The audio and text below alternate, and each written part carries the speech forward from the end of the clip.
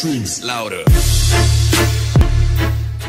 반갑습니다. 윤슬입니다. 오늘부터 여러분들에게 나도 기록 디자이너 입문반 수업 8주를 유튜브 영상으로 소개해 드리려고 합니다. 오늘은 그 첫 시간이고요. 내 삶을 되돌아보는 글쓰기라는 제목으로 제가 나도 기록 디자이너 수업을 2019년 1년 동안 진행을 했었고요. 보다 많은 분들이 글쓰기를 좀 더 쉽게 편하게 접근했으면 좋겠다는 생각으로 영상을 준비해 보았습니다. 저는 현재 기록 디자이너라는 이름을 가지고 직업 창직을 했다고 할 수 있을 것 같아요. 그리고 그 직업을 가지고 글쓰기, 독서 모임을 진행하고 있고요. 출판사 일도 하고 있습니다. 지금까지 개인적으로 대략 10권 정도 책을 낸 것 같네요. 자, 오늘은 첫 시간입니다. 글쓰기의 이해와 오해입니다. 여러분, 나는 글쓰기를 할 수 있다, 없다. 아, 나 할 수 없어요 라고 하시는 분들 좀 보이시는 것 같은데요. 여러분, 한번 살펴볼까요? 우리가 글쓰기랑 글짓기라는 말을 혼동해서 혹은 자주 여러 번 듣게 되는데요. 글쓰기는 사전적 정의가 생각이나 사실 따위를 글로 써서 표현하는 것입니다. 다시 말하면 내 생각이나 어떤 경험에 대해서 글로 표현하는 것이 글쓰기입니다. 근데 글짓기는 말을 그대로 짓는 일이죠. 뭔가 집을 짓는 것처럼. 뭔가 건축의 개념으로 이해하시면 좋을 것 같은데요. 우리가 글쓰기 합니다. 글쓰기 할 수 있으세요? 물으면 글쓰기를 이해하시는 게 아니라 글짓기로 이해하시는 분들이 많으신 것 같아요.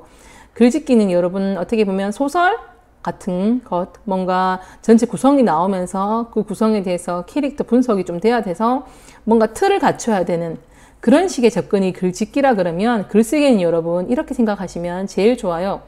내가 가지고 있는 생각을 표현한다는 것, 내가 가지고 있는 느낌을 표현한다는 것, 이렇게 쉽게 접근하시면 글쓰기는 어려운 일이 아닐 것 같아요. 자, 나는 생각이 있다 없다? 나는 생각을 표현할 수 있다 없다? 이 질문에 대답하실 수 있으면 돼요. 나도 생각이 있고 나의 생각을 표현할 수 있고 하고 싶은 이야기가 있다. 그러면 우리는 뭐다? 글쓰기를 할 수 있다가 된다는 것입니다.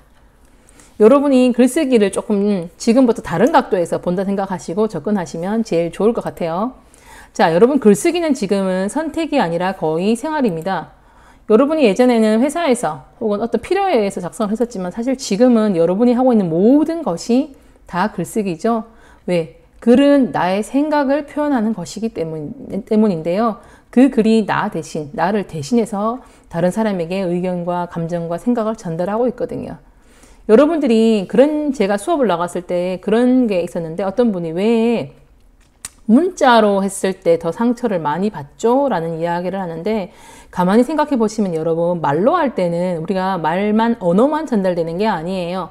표정이나 분위기, 어떤 다른 느낌들이 같이 전달이 돼요. 그래서 내가 한 30%의 언어를 힘을 들인다 그러면 나머지 50%에서 70%는 주변에 있는 다른 환경들이 그것을 뒷받침해서 아, 그렇구나 라고 전달되는데 도움을 주는 거예요. 하지만 오로지 문자는 말 그대로 언어만 가는 거죠. 글자만 가는 거예요. 그러면 그 글자가 온도가 높을 때 고음에서 나온 것인지 낮은 목소리에서 목소리를 쫙 깔고 나온 것인지 알 수 없는 상황에서는 받는 사람은 헷갈릴 수가 있겠죠.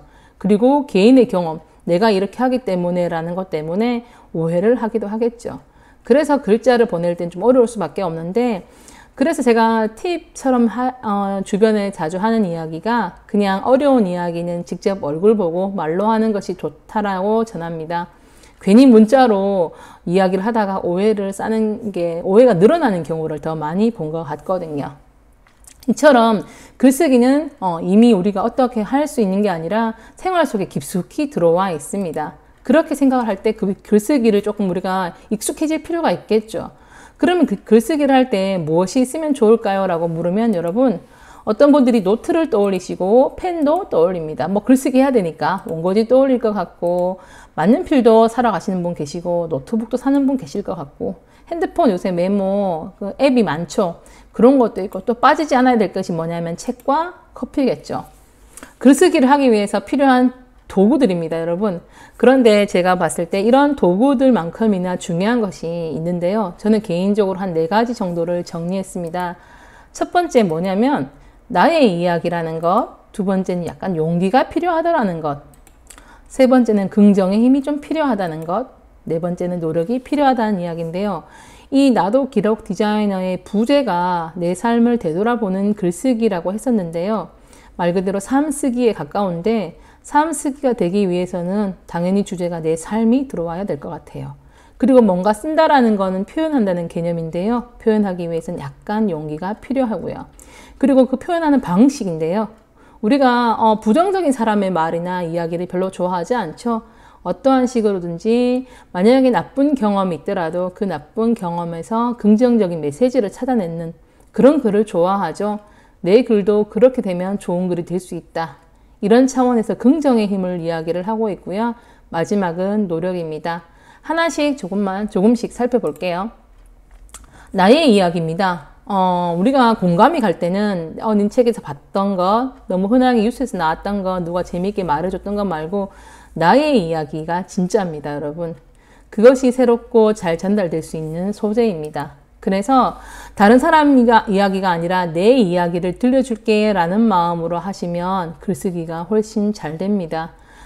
내가 잘 아는 주제일 때 글이 잘 써지죠. 그리고 내가 제일 잘 아는 주제는 바로 나겠죠.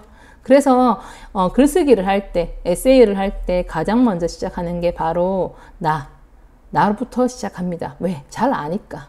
제일 많이 알고 뭔가 소재도 많이 가지고 있고, 그래서 나의 이야기를 들려줄게.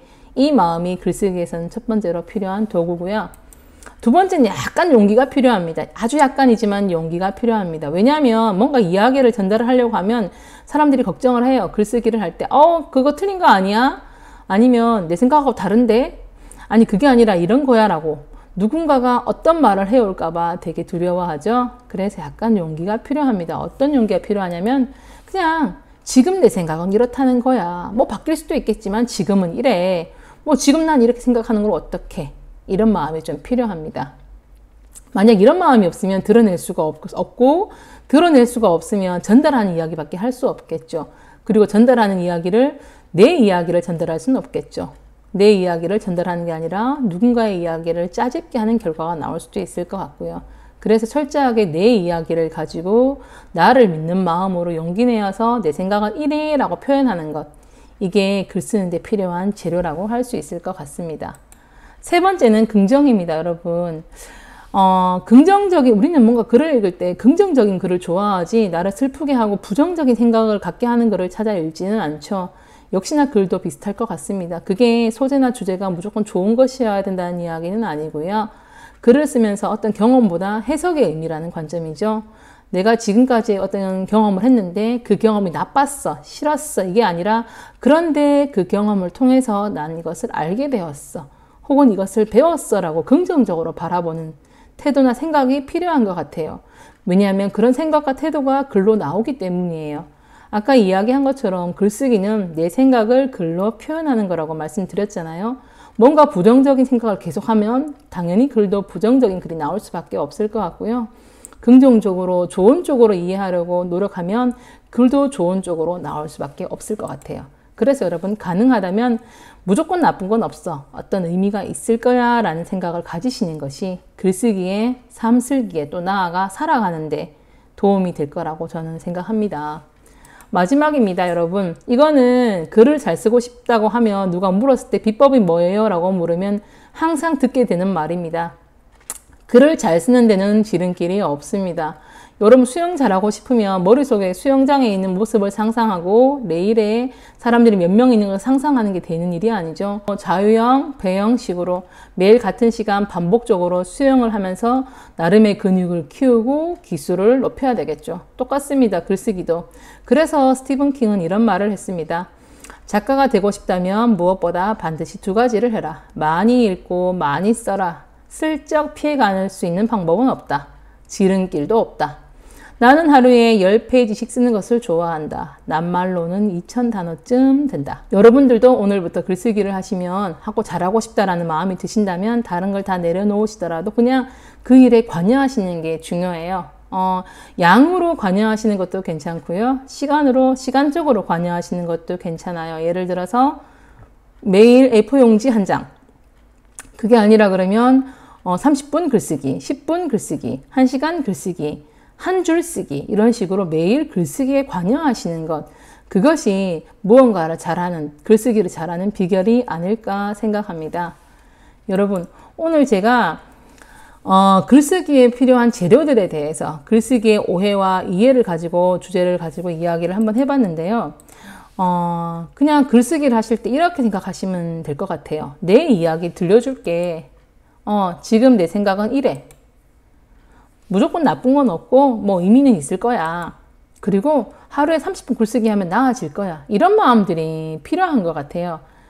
뭔가 갑자기 잘하는 건 없는 것 같거든요. 근데 또 뭔가를 잘하려고 하면 막 장비들을 준비하시는데 장비의 구입보다는 어떤 마인드셋이 더 중요한 것 같아요. 제가 첫 시간이 되면 수업 중에 첫날 글쓰기 훈련을 하게 됩니다. 하게 되면 그때 나가는 키워드가 여행 이야기인데요. 지금부터 이 영상을 보셨으면 그냥 저는 글쓰기를 잘하는 방법이 글쓰기에 참여하는 거라고 말씀을 드렸죠. 그냥 이 영상 덮으시고 PC나 혹은 노트를 펼치시고요. 여러분의 여행에 대해서 이야기를 한번 적어보시면 좋을 것 같아요. 여행 다녀왔던 곳, 가장 기억에 남는 여행, 아니면 최악의 여행이었지만 뭔가를 내가 배웠다라고 말할 수 있는 여행, 어떤 여행이도 괜찮을 것 같아요. 여러분의 이야기, 여행을 가지고 재미있게 한번 글을 쓰시면 좋을 것 같아요.